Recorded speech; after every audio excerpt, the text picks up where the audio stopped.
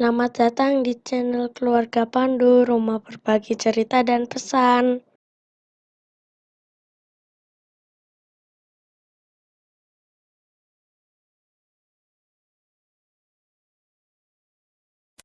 Kekristenan atau jemaat Kristen perdana dimulai dari sini. Melalui orang-orang laki-laki dan perempuan yang ada di sekitar Yesus selama masa hidup Yesus.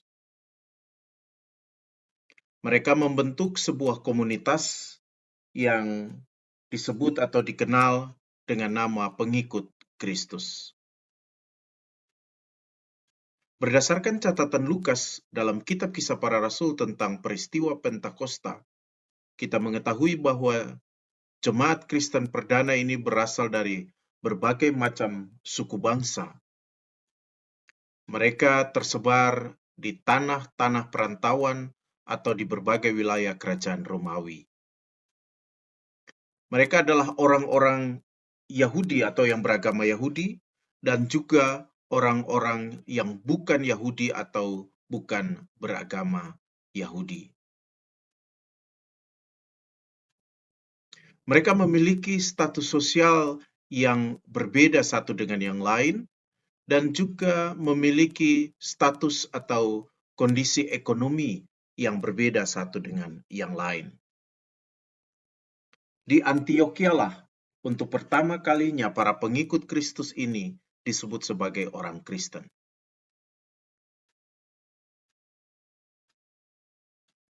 Mereka beribadah di rumah-rumah jemaat, dan karena itu mereka biasa dikenal dengan nama jemaat rumah. Gereja yang kita kenal seperti saat ini belum dikenal pada masa itu.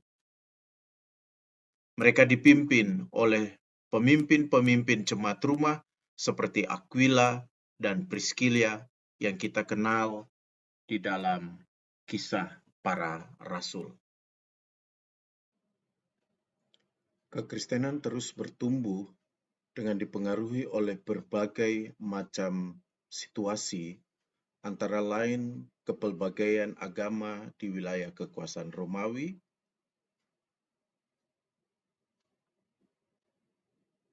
begitu pula kepelbagaian aliran filsafat yang tumbuh dan hidup di dalam masyarakat.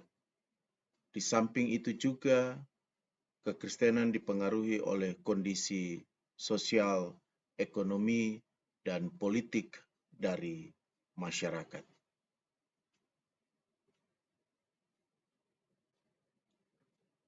Meskipun demikian, jemaat bertumbuh dalam cara-cara hidup yang sesuai dengan ajaran Kristus. Cara hidup ini misalnya terlihat dari cara mereka menyelesaikan konflik yang terjadi di dalam jemaat, seperti yang kita baca di dalam Kisah Para Rasul 15 tentang persidangan Yerusalem.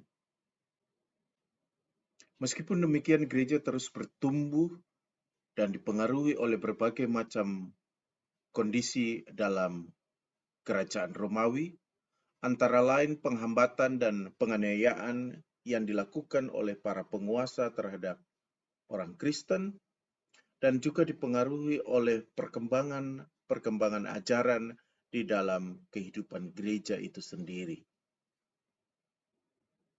Perkembangan ajaran ini juga ada yang dianggap tidak sesuai dengan ajaran gereja yang sesungguhnya, seperti misalnya gnostik dan doketisme, karena tidak sesuai dengan ajaran-ajaran Bapak Gereja.